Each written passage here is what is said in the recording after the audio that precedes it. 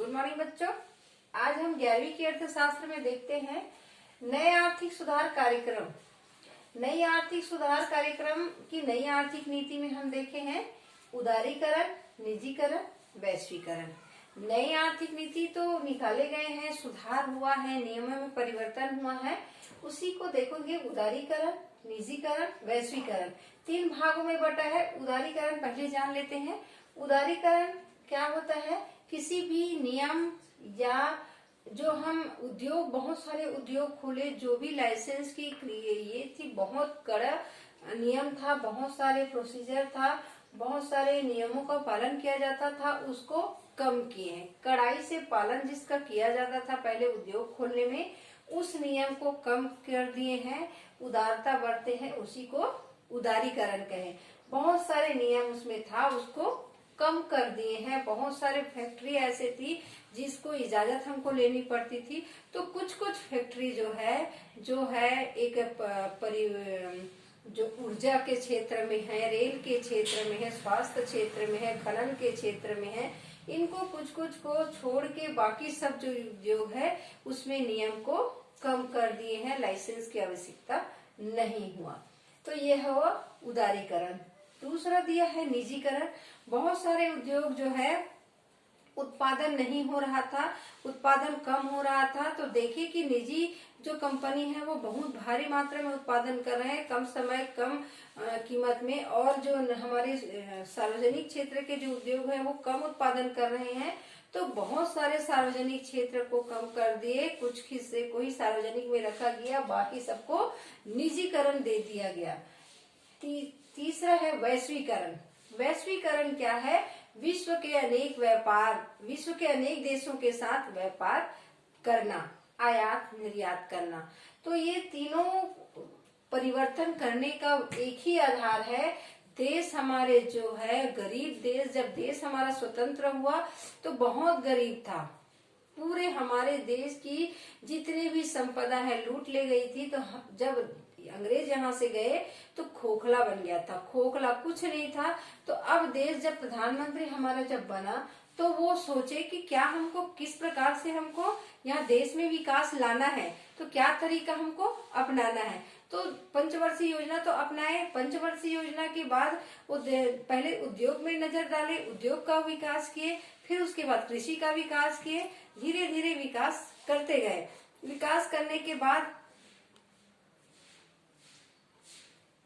निजीकरण और उदारीकरण तीनों नीति अपनाने का वही एक उद्देश्य है कि देश को कैसे भी करके विकास की गति पर लाना है, कैसे विकास की गति पर हमको लाना है ताकि हमारे देश की आय बढ़े, राष्ट्रीय आय बढ़े, देश का स्तर में सुधार आए।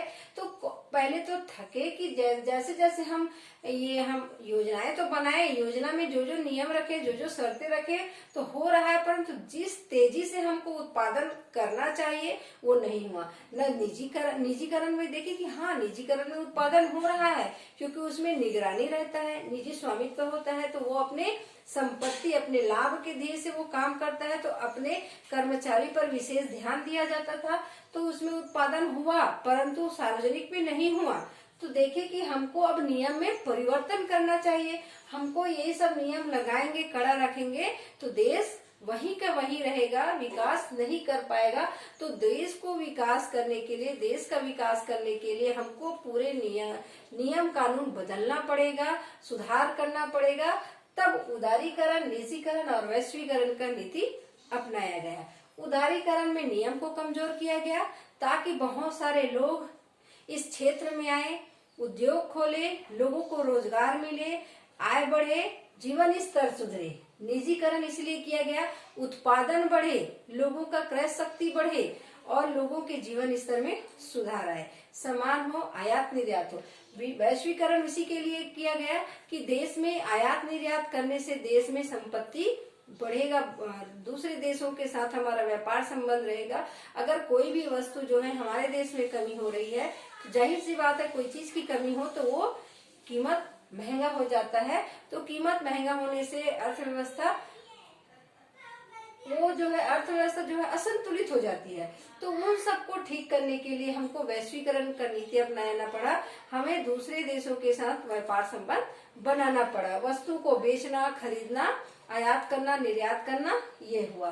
तो ये तीनों नियम को हमको करने से हमारे देश में परिवर्तन लाना था मुख्य उद्देश्य। व्यापार को बढ़ाना था और उद्योग को बढ़ाना था, लोगों के आय को बढ़ाना था, रोजगार को बढ़ाना था, लोगों के जीवन स्तर को सुधारना था। तो ये रहा उदारीकरण। उदारीकरण में देखें, फिर उदारीकरण की आवश्यकता क्यों पड़ी उसको देखते हैं। तो उदारीकरण की आवश्यकता हमको क्यों पड़ी? पहला दिया है रोजगार सृजन। उदारीकरण की आवश्यकता हमको किस लिए पड़ी है? क्योंकि रोजगार के लिए। उदारीकरण की नीति, क्योंकि बहुत सारे उद्योग ऐसे थे जिसमें नियम लगाने से पूंजीपति, बहुत सारे कड़ा नियम है, उसमें जाओगे तो इतने सारे हमको नियम ये करना है, लाइसेंस बनवाना है जिसमें कड़ा नियम का पालन करना है, ये नहीं होता तो कुछ कुछ उससे हट जाते थे। पैसा रहते हुए भी उद्योग के लिए, कोई भी विकास के लिए आगे नहीं आते थे। तो अब जब उद्योग नहीं खुलेगा तो लोगों को रोजगार से कहाँ से मिलेगा?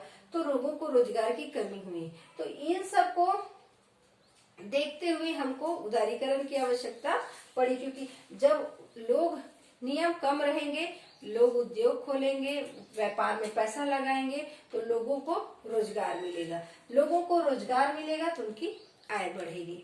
तो ये रहा उदारीकरण के रोजगार सृजन कार्यक्रम। क्योंकि रोजगार, लोगों को रोजगार दिलाने के लिए हमको उदारीकरण की आवश्यकता पड़ी।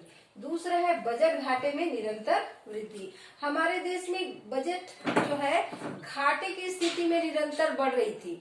हर साल घाटे की बजट बनते जा रही, क्योंकि घाटे के बजट कब बनाते हैं? जब हमारे पास जितना आय है उससे ज्यादा हम खर्चा कर रहे हैं। हम सोच रहे हैं कि हम खर्चा अभी कर लेते हैं, कहीं से वो आ जाएगा, तो हर साल घाटे का बजट बना रहे हैं। हमारे पास तो आय नहीं है परंतु खर्चा ज्यादा कर रहे हैं, वही घाटे की बजट है।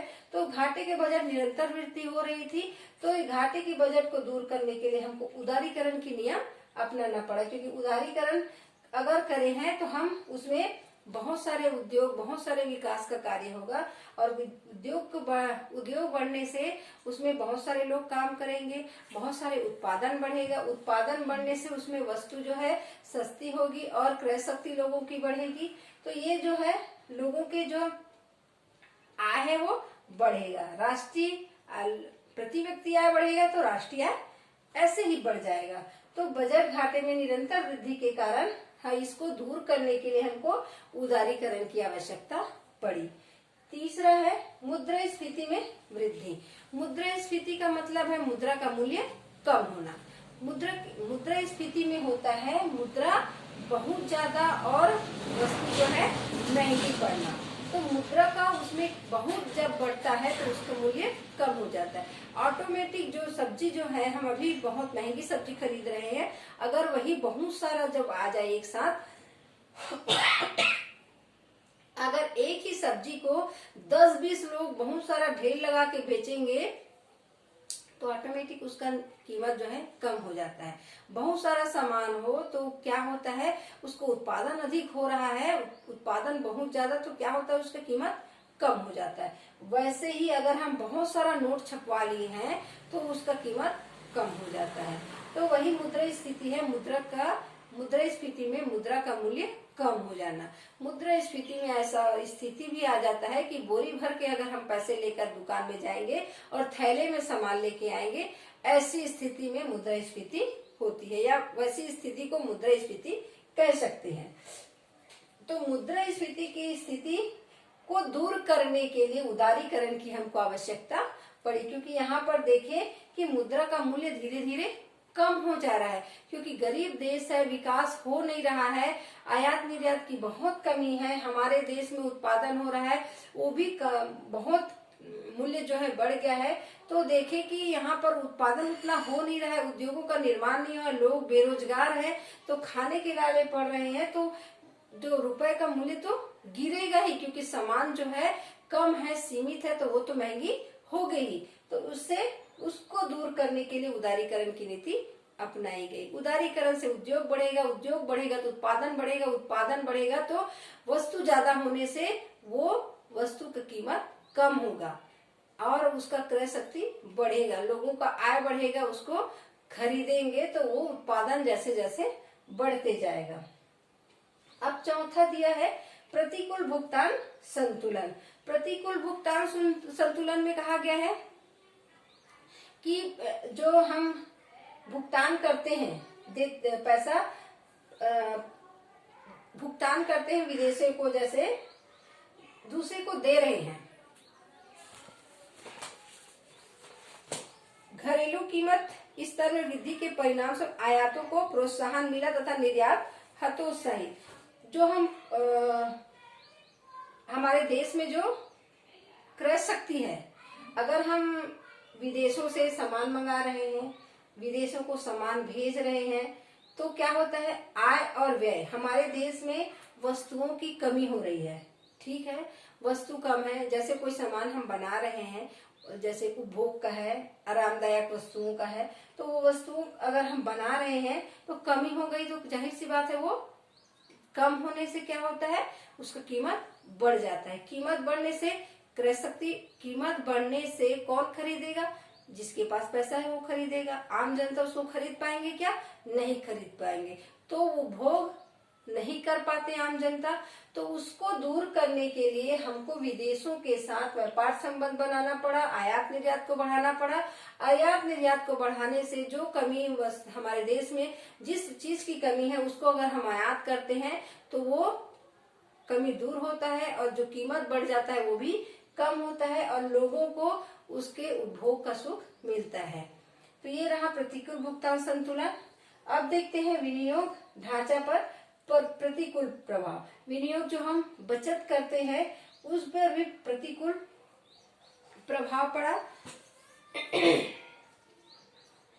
विनियोग का प्रभाव विलासिता की वस्तुओं पर, जैसे हम विनियोग का प्रभाव ये देखेंगे कि मुद्रास्फीति के कारण जो है हमारे देश में मुद्रास्फीति हो गया, सामान जो है महंगी हो गई।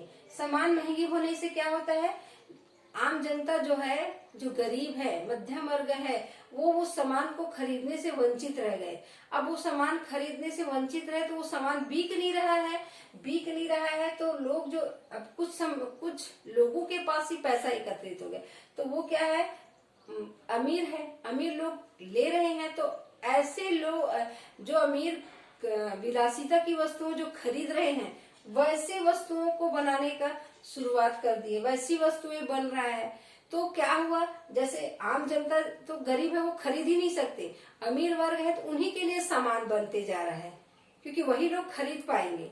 तो विलासिता की वस्तुएं बन जा रही है, तो इससे क्या है, जो आम उपभोग की वस्तुएं वो नहीं बढ़ रही तो और ज्यादा महंगी हो रही है, लोगों की क्षमता वो और, तो लोग जो देश जो है और गरीब। तो इस परिस्थिति को दूर करने के लिए हमको उदारीकरण की आवश्यकता पड़ी।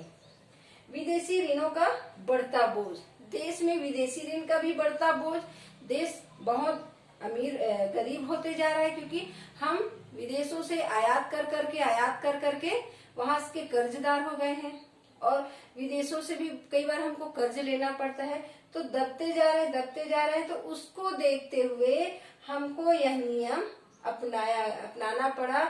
उदारीकरण का नियम अपनाने से हमको बहुराष्ट्रीय कंपनी उद्योग यहाँ पर हमको खोलना पड़ा, विदेशों को आमंत्रण देना पड़ा कि आकर आप हमारे देश में उद्योग खोल सकते हो, जिससे यहाँ के लोगों, यहाँ तो पूंजी और दूसरे देश के लोग यहाँ पर पूंजी इन्वेस्ट करेंगे, साथ ही साथ उससे हमारे देश के बहुत सारे लोगों को रोजगार मिलेगा, वहाँ के लोगों के जीवन स्तर में सुधार आएगा और कुछ हम उसमें मुनाफा कमा सकेंगे, जिससे कुछ विदेशी ऋणों से हमको छुटकारा मिल सकता है समझौते के व्यापार में।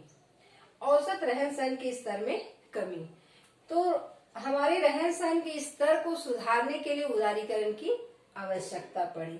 हमारे देश की गरीबी, हमारे देश में निम्न क्वालिटी के खान रहन सहन जो स्तर था उसको दूर करने के लिए हमको उदारीकरण की आवश्यकता पड़ी, क्योंकि उदारीकरण करने से लोगों के मन में ये जो हमारे पूंजी उद्योग उसको बढ़ावा मिला और लोगों के सोच में परिवर्तन आया और लोग जो है ऐसे ऐसे दूर दराज क्षेत्रों में उद्योग स्थापित किए, उस क्षेत्र में जहाँ पर जाना मुश्किल था और वहाँ के लोगों को रोजगार मिला, तो वहाँ के लोगों की स्थिति में सुधार हुआ, रहन सहन में सुधार हुआ, आय में सुधार हुआ, उनकी क्रय शक्ति में सुधार हुआ। तो ये रहा राष्ट्रीयकरण की आवश्यकता, हमको कैसे कैसे उदारीकरण की आवश्यकता क्यों पड़ी। रोजगार सृजन के लिए, रोजगार सृजन भी हम बहुराष्ट्रीय कंपनी को बुलाए हैं, यहाँ पर बुला के उनको उद्योग खोलने की अनुमति दिए हैं, वो अपना पूंजी लगाए हैं और समझौते के तौर पर यहाँ उद्योग खोले हैं, तो लोगों को यहाँ पर रोजगार मिला है। तो उन विदेशी कंपनी यहाँ कर बहुत सारे कंपनी खोले हैं, तो जाकर बहुत सारे लोगों को यहाँ पर रोजगार मिला। तो रोजगार सृजन के लिए, बजट को नियंत्रित करने के लिए, मुद्रास्फीति को नियंत्रित करने के लिए, भुगतान संतुलन को बनाए रखने के लिए, विनियोग के ढांचा को प्रतिकूल करने के लिए, विदेशी ऋण को बदलने के लिए, बचने के लिए बोझ से, और औसत रहन सहन को, हमारे जो रहन सहन के स्तर को सुधारने के लिए हमको उदारीकरण की आवश्यकता पड़ी।